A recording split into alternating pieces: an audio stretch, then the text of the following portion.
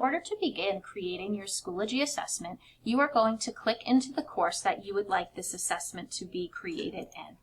After you click into this course, you can determine where you would like your assessment to be stored. So if you would like to create it inside of a folder, you would click into that folder.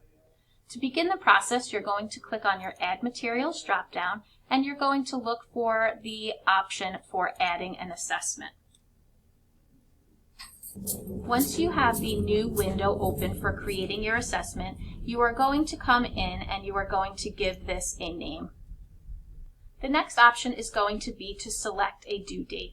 This is going to be an important option, as selecting a due date and a time is going to post this to your student's calendar, as well as assign it to the upcoming feed in their Schoology account. You're then going to come and determine how many points you would like this to be given.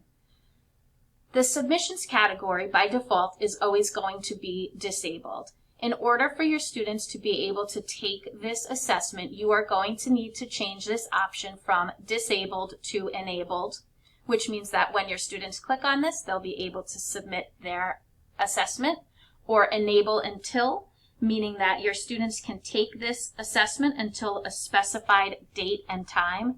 And if you click on enable from until, you'll put a start date where they can begin taking it and an end date where they can work up through. You also have the option to set a password if you would like. Then you're going to come down and select a category for this assessment. You also have the option to keep it ungraded if you would like. You're going to pick your marking period, so whether it's a semester or a quarter, you would select the appropriate one. If you are somebody that likes your Schoology grades to be synced back to PowerSchool, you're going to want to make sure this box is checked off. If you do not want this to sync back to your PowerSchool gradebook, you would just uncheck that box so that it's left blank and no syncing would occur. On the bottom here, you're going to have some more advanced options. This little green button right now means that as soon as I hit the Create button, this is going to be published to students. If I would like to work on this without my students seeing anything there, I'm going to unpublish it and they won't even know that this exists. Another feature that might be helpful for you is you have the ability to individually assign this assessment to specific students, to either one or two students or a group of students. So in here, if you already have something created like grading groups, you could come in and you could type in your grading groups. You can also type in the names of your students.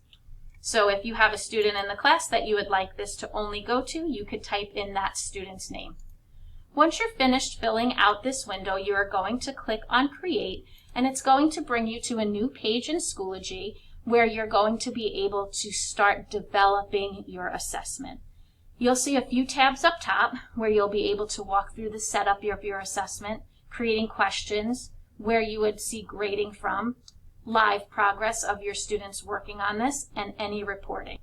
If at any point you are looking to make some changes to the creation of your assessment, you would be able to click on the Actions drop-down and you would click on Edit. And this is going to allow you to go back and edit any due dates and submissions, or whether it's published or not, and then you would be able to save those changes. The following videos, we're going to go more into detail about the setup and question types.